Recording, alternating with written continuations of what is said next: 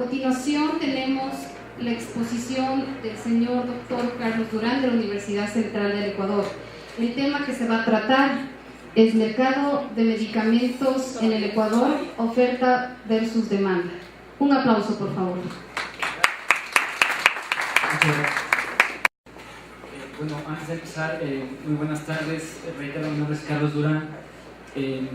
Actualmente yo me encuentro ejerciendo las funciones de presidente de la Comisión Nacional de Medicamentos. Para quienes no estén muy familiarizados, es la comisión que escoge los medicamentos que se consideran esenciales para este país y que posteriormente son los que el sector público puede adquirir. Asimismo tengo algunas funciones académicas, también de consultoría. El profesional ha estado alrededor de los medicamentos. Algo que hago antes siempre de empezar cualquier presentación es declarar mis conflictos de intereses. Y no los tengo, además no tengo ningún tipo de conflicto de interés comercial. Nunca he recibido absolutamente nada de ninguna persona ni empresa relacionada con la fabricación, distribución, comercialización de medicamentos o productos médicos. Puedo tener algún tipo de conflicto de intereses con lo que voy a decir en esta tarde respecto a mis funciones en el sector público. Bueno, a mí lo que me pidieron hablar un poco era algo que tenía relación o que tenga relación con el tema del mercado farmacéutico en el Ecuador y algo también que abarque la oferta y la demanda en el país. Cuando pregunté cuál era el público, también había mucho, no sabíamos exactamente quién iba a estar, así que si hay conceptos que son muy básicos, pido disculpas a quienes están ya trabajando en este ámbito, pero la idea era, como sabía que iba a haber también parecen muchos estudiantes, entonces también quise no subir mucho el nivel de principio. Para hablar de medicamentos uno no puede dejar de hablar nunca de la organización del sector salud o del sistema de salud que tenemos en los diferentes países, en este caso en el Ecuador. O sea, el medicamento no se desliga de cualquier otra estrategia que esté encaminada a beneficiar a la salud de las poblaciones. En este sentido, para tener todos en claro, es que en el país tenemos una clara división entre dos sistemas de salud. El público, que abarca instituciones como el Ministerio de Salud Pública, policía y militares y el IES, y tenemos un claro sector privado que puede ser cubierto por seguros privados, una muy pequeña proporción de la población, entre 1 y 3%, y tenemos aquellas personas que, bueno, no tienen ni seguro ni están cubiertos por otra opción, que ellos pueden asistir a las consultas privadas que existen en el país, o también pueden ir a las opciones del Ministerio de Salud Pública, ¿sí? Esta es una diferenciación clave para hablar también posteriormente de medicamentos en el Ecuador. Bueno, un poco ya un ejercicio más académico. En el año 91-92 hay un par de investigadores, un italiano y un español, que publican algo que ellos le llamaron la cadena del medicamento. ¿Cuál era la vida del medicamento en la sociedad? O sea, ¿qué pasaba con un medicamento en todo su caminar hasta llegar al consumidor final? Bueno, un medicamento primero se investiga y se desarrolla, luego el medicamento se registra, en todos los países hay una autoridad sanitaria que registra y que otorga un número para que puedas comercializarlo legalmente. Luego el medicamento se comercializa y aquí están todas las técnicas de comercialización, de promoción, que lo vamos a ver más adelante, ¿sí? El medicamento tiene que ser distribuido de alguna manera, tiene que llegar al sitio, al servicio donde se necesita. Luego el medicamento se prescribe, hay un prescriptor habilitado para eso también por ley, que lo prescribe. El medicamento al final es entregado al paciente a través de un proceso de dispensación y finalmente el medicamento lo usa, ¿sí? Y en cada una de estas fases de la cadena uno puede tener un montón de problemas, pero también de cosas buenas. O sea, en principio uno dice, bueno, en el uso está bien que los pacientes vayan y solo adquieran medicamentos con receta, pero también tienes un montón de problemas de mal uso, automedicación, pacientes que no cumplen posologías, donde uno puede empezar a explotar cada uno de estos cajoncitos como que fueran esto, ¿sí? Uno puede abrir un box de cada uno, un cajón de cada uno y empezar a sacar problemas de cada una de estas fases. Este es un ejercicio evidentemente académico, Entonces yo puedo decir, bueno, ¿qué pasa en el mundo con el tema de investigación y desarrollo? Y podemos hablar 3 días seguidos de un seminario sobre investigación y desarrollo de fármacos y vamos a hablar un montón de este tema, ¿sí? La idea, lo que me pidieron ahora es un poco explotar y sacar del cajón un poco de lo que está pasando en el tema de comercialización en el Ecuador, ¿sí? Esto es un poco, no voy a topar casi nada de los otros temas, un poco de registro y la mayor parte me voy a centrar en la comercialización. Bueno, esto es lo que está pasando en el Ecuador. Tenemos registrados, de lo que sabemos, por base de datos del Ministerio de Salud Pública, 13.786 medicamentos con registro sanitario al 26 de abril del 2013. ¿Sí? Del registro sanitario que tenemos en el país. Todos los que trabajamos más o menos en el sector sabemos que no es un dato real. ¿Sí? Es el primer mea culpa. Perdón, porque aquí se van a ver afectados algunos sectores, y el primer sector que tiene que ser se va a ver afectado es el sector público. Tenemos una autoridad reguladora nacional súper débil, ¿sí? Que ni siquiera sabe exactamente lo que está comercializado en el país. De lo que sabemos, en realidad se está comercializando alrededor de 10.124 medicamentos, más o menos, por base de datos IMS, que es una base de datos de una empresa privada que hace estudios de mercado en el país. Este es el segundo mea culpa que deberíamos hacer. Como Estado, no tenemos ni una base de datos de lo que realmente está comercializándose y consumiéndose en el Ecuador. O sea, tenemos que comprar una base de datos a una empresa privada para saber lo que está consumiendo nuestra gente. Es terrible. Con la mayoría de los países del mundo saben por organizaciones gubernamentales qué es lo que está pasando. Entonces, el primer panorama. Registramos 13.000, casi 14.000 medicamentos, comercializados más o menos 10.000. Un mercado más racional debería estar bordeando los 7.000, 8.000 medicamentos. Es el promedio de los mercados europeos, ¿sí? Hay mercados muchísimo más restringidos como el noruego, por ejemplo, que está, me parece, bordeando los 6.000 medicamentos. Esto te deriva además en un problema que es que la Autoridad Reguladora Nacional deja entrar muchos medicamentos que no tienen mucha efectividad terapéutica. Esto es una cosa que nos pasa todo el tiempo y que nosotros lo podemos constatar. Uno puede ir y lo vamos a ver más adelante, puede ir a una farmacia, no sé, cualquier vitamina que todo el mundo sabe que no sirve, y uno lo consigue y está comercializado. Seguimos en el cajón del registro. Bueno, según la base de datos del registro sanitario, tenemos comercializados en el Ecuador el 30% de medicamentos con su nombre genérico y casi 70% de medicamentos se comercializan bajo un nombre de marca. Regreso un poco al gráfico este que acabamos de ver, porque ya voy a entrar ahora sí en el cajón de la comercialización. Vuelvo a repetir lo importante de tener muy claro el concepto de qué es lo que pasa en el Ecuador. Tenemos un sistema público muy marcado a través de 3 instituciones aseguradoras, el IES, ISFA y ISPOL, y el Ministerio de Salud Pública, que cubre a sus ciudadanos a través de los impuestos, ¿sí? Y que ellos además acceden a medicamentos gratuitos.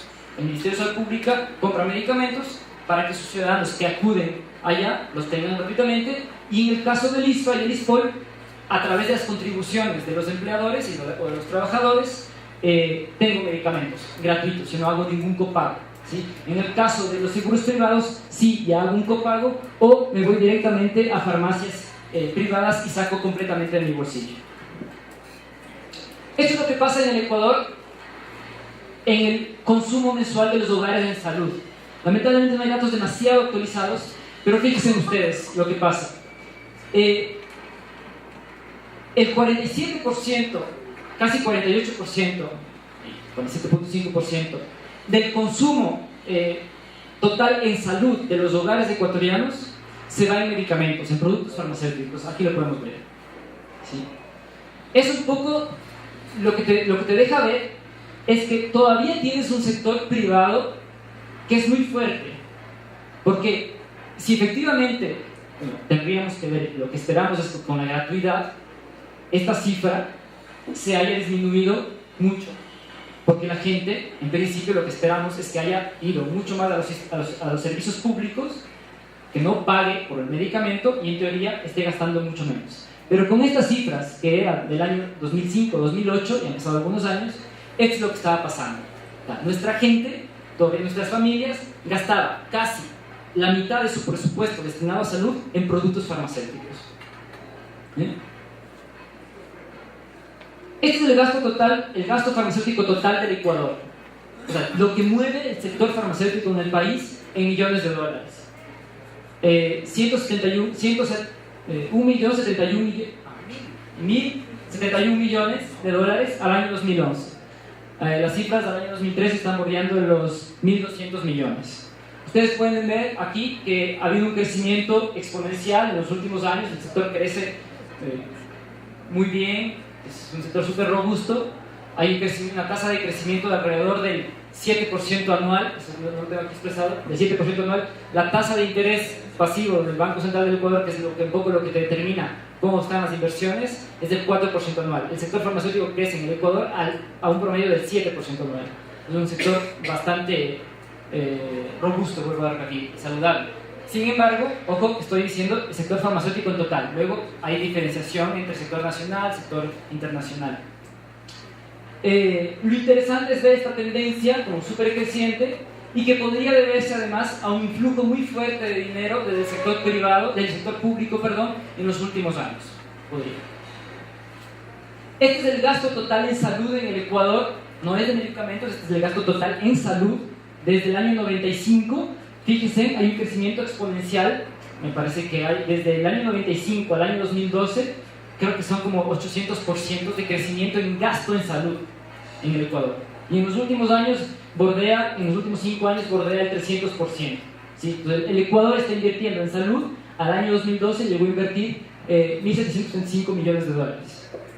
De los cuales el gasto en medicamentos solo en el Ministerio de Salud Pública al año 2012 estaba en torno a los 150 millones de dólares. ¿Sí? Si yo le sumo a eso lo que gasta el IES, que es el otro comprador público muy importante, que serán otros 150 millones, otros 200 millones, estaría hablando más o menos en globalidad que el peso en millones de dólares del sector público está bordeando los 350 millones de dólares, ¿sí? De estos 1.000 millones. ¿Sí? Pues estamos hablando de igual un peso del 30%, 35%, el peso total del sector público versus el privado en el mercado ecuatoriano. Esto era hasta aquí un poco de gasto. Yo quería meterme un poquito más en un trabajo que hicimos también dentro del sector público para comparar dos concursos o dos metodologías de adquisición de precios de medicamentos en el sector público en el Ecuador. Este es un trabajo que lo hemos hecho nosotros, todavía no está publicado, pero bueno, ahí está la primicia para ustedes. Este es un estudio sobre 51 medicamentos que comparamos cuáles fueron los productores, aquí está, productor internacional, productor nacional, al concurso público de precios 2008, a la subasta inversa corporativa del 2011. ¿Sí? Ojo, estamos otra vez en el sector público, no estoy hablando de privado. Este dato lo que te dice es, mira, en el concurso público de precios 2008, casi el 60% de las empresas que ganaron eran empresas internacionales, ¿sí? Versus el 40% de empresas nacionales. Por política de Estado, direccionamos sistemáticamente a la industria nacional en los últimos años para que gane concursos. Entonces, en la subasta inversa 2011, ya cómo se invierte la tendencia, y ahora más del 60% de los ganadores en la última subasta inversa de medicamentos fueron empresas nacionales, ¿sí? Versus empresas internacionales. Eso, desde el punto de vista de la economía, es súper bien, porque las divisas se quedan acá, genera empleo y todo lo que sabemos. Yo economista no soy, pero entiendo que es así, que es súper bueno que el dinero se quede acá adentro. ¿Ah? Lo que está mal es que cuando hicimos, estos son análisis estadísticos, no nos paren bola, cuando hicimos el análisis de la comparación de precios, solo tomando en cuenta los nacionales del 2008 versus los nacionales del 2011, nos dimos cuenta que los nacionales del 2011 nos subieron los precios. O sea, cuando le diste sistemáticamente a los productores nacionales la posibilidad de ganar, no solo la de 2011, sino algunas otras subastas y tener dinero para invertir, lo que terminaron haciendo, que al final puede ser que tengan justificación, es nos subieron los precios, porque tenían políticas solo para ellos, terminaron subiendo los precios. Digo, estará bien en algún momento, la industria nacional me imagino que tendrá sus justificativos para decir, ¿sabes qué? No les pudimos bajar más los precios a pesar de que nos han dado tanto dinero en los últimos años, no les pudimos bajar en la subasta 2011 que era tan millonaria porque todavía no estábamos listos para bajar. En algún momento tendrán que decirnos cuál es el momento y cuándo nos van a bajar los precios los productores nacionales. Un poquito sobre el tema de oferta y demanda, que me parece súper interesante. Esto es de lo que la gente se enferma en el Ecuador. Estas son las 10 primeras causas de morbilidad en el país. Enfermedad respiratoria aguda, debería haber traído un poco de porcentajes, pero están en números brutos. Enfermedad respiratoria aguda, enfermedad diarreica aguda, transmisión sexual, hipertensión arterial, diabetes, accidentes. Un típico cuadro epidemiológico de un país en plena transición epidemiológica, donde combina enfermedades respiratorias, enfermedades infecciosas agudas de corta duración con enfermedades crónicas de larga duración. Esto es, vuelvo a repetir, un típico cuadro epidemiológico de un país en plena transición epidemiológica, como estamos nosotros y toda Latinoamérica, a excepción de por ahí ciertos países, Uruguay y México, que ya pasaron esta etapa. Si uno ve este cuadro, uno debería decir o preguntarse, bueno, los medicamentos que más se consumen en el Ecuador debería ser, para enfermedad respiratoria aguda, la mayoría son virales, antibióticos no van, debería ir algo como paracetamol. Debería estar ahí enfermedad diarreica aguda, algo como suero de hidratación oral, enfermedades de transmisión sexual, tal vez tendría sentido que esté un antibiótico, hipertensión, un antihipertensivo, 1 o 2 antihipertensivos, un antidiabético, accidentes domésticos no tenemos mucho más que hacer, pero tal vez algo para el dolor, obesidad, no hay ningún medicamento para la obesidad realmente, accidentes terrestres igual, algo para el dolor, dengue, paracetamol y algún antidepresivo, si es que esa fuera la lógica. Pero lamentablemente la lógica del mercado de los medicamentos casi que no existe. Estos son los 10 productos, bueno, 11 productos que más se consumen en el Ecuador. Es increíble. Los 10 productos que más se consumen en el Ecuador es Neurobion en el primer lugar. Y Redoxon. O sea, una naranja tiene más vitamina C, te cuesta menos, pero debería estar ahí naranja. Pero no, está vitamina C. Redoxon además. Si ustedes se fijan, hay algunas cosas súper interesantes. La primera es que dentro de estos 11 medicamentos más vendidos hay un solo genérico, que es el cloruro de sodio. Y eso porque me imagino que no tiene más como registrarlo, que además, claro, el cloruro de sodio se le consume tanto en los hospitales, es el suero, que te lo ponen para todo. Luego tienes Neurobion, vitaminas, tienes Buprex, puede tener algo de sentido, Pedialit tiene algo de sentido, pero en Sure, pero todos son flacos y raquíticos como yo, no. Fungirex, todos tenemos hongos en los pies, nido crecimiento, igual. O sea, la mayoría no responden en ningún momento a las necesidades epidemiológicas de la población, a lo que la gente se está enfermando, en ningún momento. Otra consideración interesante es que uno puede ir rápidamente y de esos 11 medicamentos, no más allá de 3 o 4, 3 corresponden al cuadro nacional de medicamentos básicos, o sea, corresponden a la lista de medicamentos esenciales que este país asegura a sus ciudadanos, que están súper enmarcados dentro de una lógica de derechos. Y luego, una tercera cosa súper interesante es que ¿cuál es el valor terapéutico real de estos medicamentos? O sea, Neurobion no sirve, Redoxon no sirve, Ensur no sirve, Nido no sirve, Epavionta no sirve. Esto es lo que produce el direccionamiento del mercado, es así de simple. Fíjense ustedes lo que pasa con Umbral.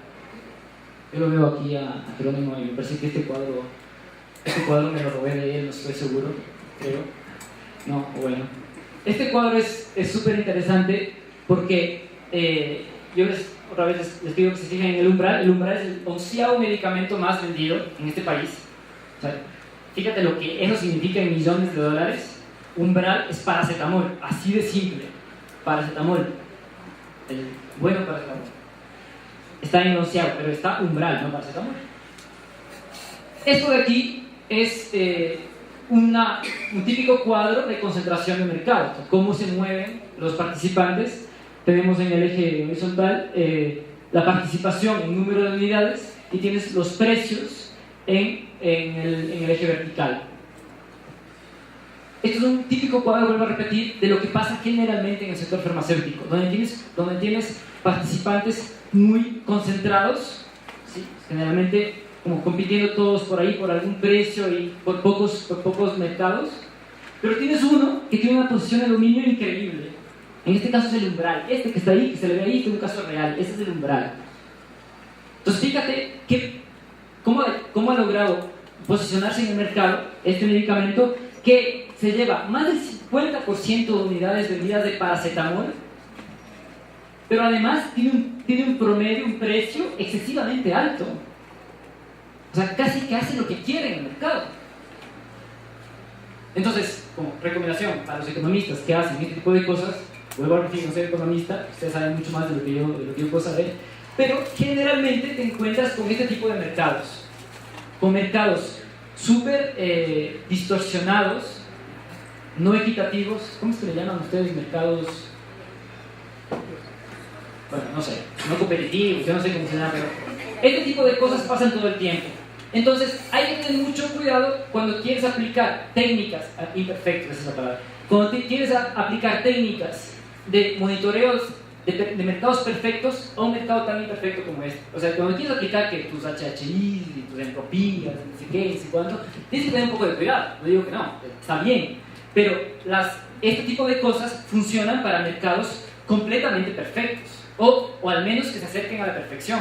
Cuando tienes una cosa como esta, tienes que entrar a regular. O sea, no te queda de otra que decir, de alguna manera tengo que poner un techo, tengo que hacer que este baje, tengo que hacer algo para favorecer el acceso y también para favorecerles a estos, de alguna manera. Porque ellos, por la posición de mercado que tiene no pueden moverse tampoco.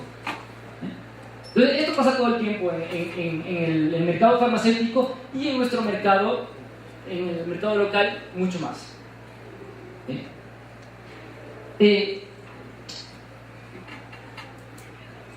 Fíjense ustedes, lo que yo quería regresar era acá. Claro, estos son los medicamentos, los 10 medicamentos más vendidos.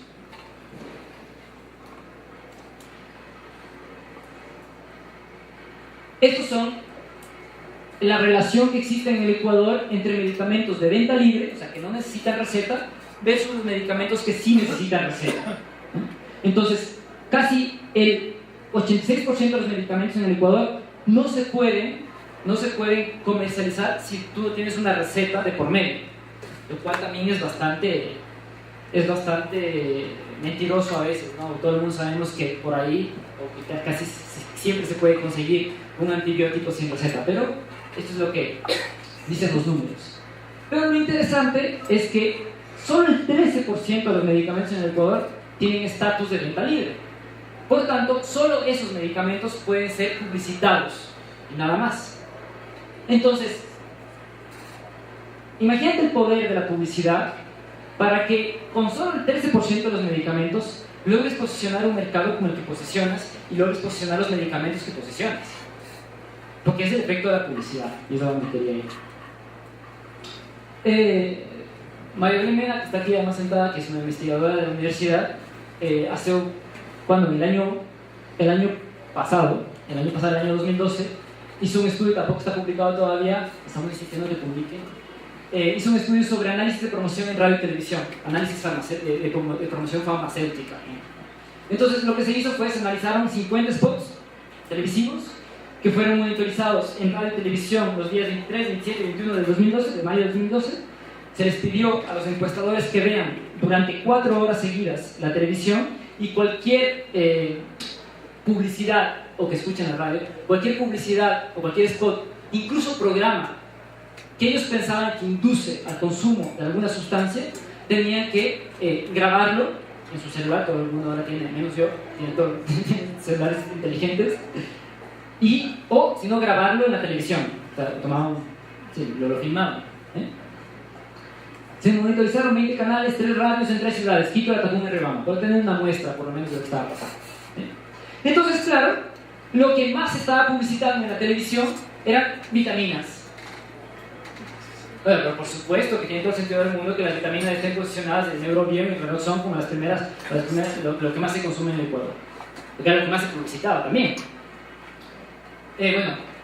Para el sistema metabólico, o sea, para obesidad, por ahí, para inmunológico, ustedes saben de alguno ahí que se comercializa con registro sanitario de yogur y que tiene unas publicidades increíbles, inmunológico, gastrointestinales, vascular. Al final, el problema no sé si es que de hecho no lo es, estamos conscientes del tema, no es que se publiciten o no, el problema es lo que te dicen dentro. Entonces, fuimos a ver qué exactamente te estaban diciendo. Y fíjate, propiedades preventivas te decían el 62%. Bueno, ya tal vez creo que algunas vitaminas podrían tener ciertas propiedades preventivas. Difícil. Pero te proponían el 30% de esas publicidades curas a enfermedades crónicas. No, por supuesto, dile a un enfermo, no sé, con diabetes, que le vas a curar la diabetes. Pero le estás engañando, pero el tipo se va a ir a comprar el medicamento. Si le ofreces una de estas cosas. ¿Sí? El 80% hacía afirmaciones no demostradas científicamente y el 88% inducía al uso indiscriminado de los medicamentos. Entonces yo sí creo que hay un tema de mea culpa también, así como nosotros hemos hecho mea culpa de nuestra autoridad reguladora, de la debilidad que tenemos, de todo el tema, también hay una mea culpa que tiene que hacer la industria, toda la industria nacional e internacional, respecto a sus departamentos de marketing y lo que hacemos para vender los productos. O sea, los departamentos de marketing, yo sé, muchos de ustedes subcontratan y todo, y al final al marketero lo que interesa es que le paguen y posiciona lo que posiciona. Pero creo que de alguna manera sí debería haber un poco más de responsabilidad también en lo que estamos intentando, como me parece lindísima respecto a los medicamentos. El medicamento cumple a su vez una función de dominación en varios sentidos, como símbolo, como instrumento y como valor. Se identifica perfectamente con el papel que cumple el dinero en el sistema capitalista, con el agravante de que el medicamento es un recurso más íntimo, porque se funde con nuestro propio organismo, más imprescindible porque proyecta la virtud de literalmente salvarnos la vida, y más concreto porque su efecto es inmediato y palpable. Cuando aprovechas esto para direccionar todo el mercado a través de una lógica de comercialización, estamos yendo por el camino equivocado, definitivamente. Y cuando ves los datos que presentamos, me parece que ese es el camino por donde estamos yendo, por el camino equivocado. De alguna manera tenemos que replantearnos qué es lo que queremos como productores, como importadores, como autoridad sanitaria, como autoridades de control, respecto cuál es el último fin del consumo y uso de los medicamentos. Nada más, espero haberles dado algunos datos de utilidad y pues estoy dispuesto a preguntas. Muchas gracias.